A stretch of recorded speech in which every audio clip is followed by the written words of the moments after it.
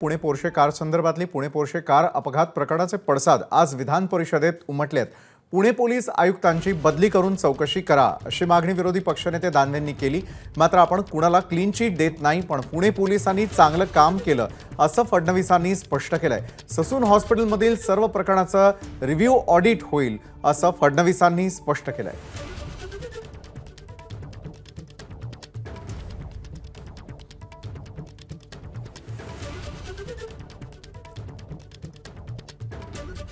अमितेश कुमार यांचं एक चांगले अधिकारी म्हणून नाव असताना अशा अधिकाऱ्याकडून मला असं वाटतं गंभीर चूक झालेली आहे। आणि पुण्यात त्याच्याच आधी ट्रकच्या व्यवसायामध्ये सुद्धा ससून हॉस्पिटलमध्ये काय झालं हे सगळं आपल्याला माहिती असताना पुन्हा एकदा रक्ताचे नमुने बदलण्याचा प्रकार इथं समोर आलाय सभापती महोदय। माझे या सगळ्या माध्यमातून माननीय गृहमंत्री इथं उपस्थित आहेत। या जे 5 विभाग आहेत, प्रामुख्याने गृह, परिवहन, राज्य उत्पादन शुल्क, वैद्यकीय शिक्षण या विभागात आणि गृह या विभागातील संबंधित अधिकाऱ्यांना आपण फक्त एखादं बार पाडवून किंवा त्याचा परवाना रद्द करून हा प्रश्न सुटणार आहे का? आणि आपण छोट्या अधिकाऱ्यावर कारवाई केली, अमितेश कुमार जे पुण्याचे पोलीस आयुक्त यांच्यावर कारवाई करणार का? कारण अरुण भाटिया सारखे अधिकारी कधीच अशा पद्धतीने मला असं वाटत नाही। अरुण भाटियांचं नाव आपल्या महाराष्ट्रात एक चांगले अधिकारी म्हणून निश्चित आहे आणि अशा अधिकाऱ्यांना मानवी हक्क आयोगाला पत्र लिहिले सभापती महोदय, सरकार याची दखल घेणार का? या सगळ्या प्रकरणामध्ये पुण्याच्या सीपीनी अतिशय प्रोएक्टिव्ह कारवाई केली आहे। त्यांनी स्वतः 304 याच्या ऐवजी 304 केलं। त्यांनी स्वतः त्या ठिकाणी लगेच अपील केली, त्या अपीलच्या आधारावर त्यांनी ती अरेस्ट करून घेतली। याच्यामध्ये कारवाई PI वर करण्यात आली। ती का करण्यात आली?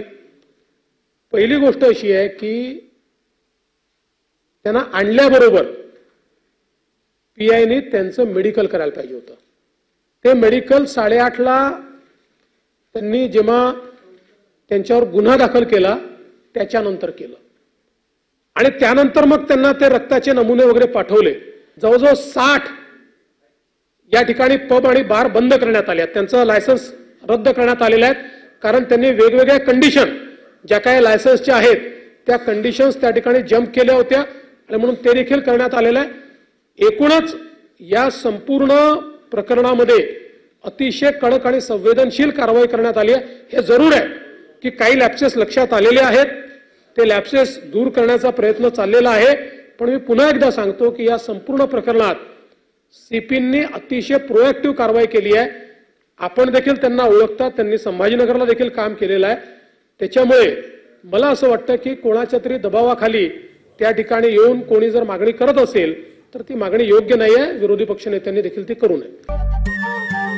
नमस्कार। मन सुद्धा तुझं ही वेगळ्याच प्रकारची मालिका तुम्हा सगळ्यांना खूप आवडली होती। याचा दुसरा सीझन कधी येणार अशी विचारणा झाली। प्रतीक्षा संपली आहे मित्रांनो, येतोय मन सुद्धा तुझाचा दुसरा सीझन। होई मन सुद्धा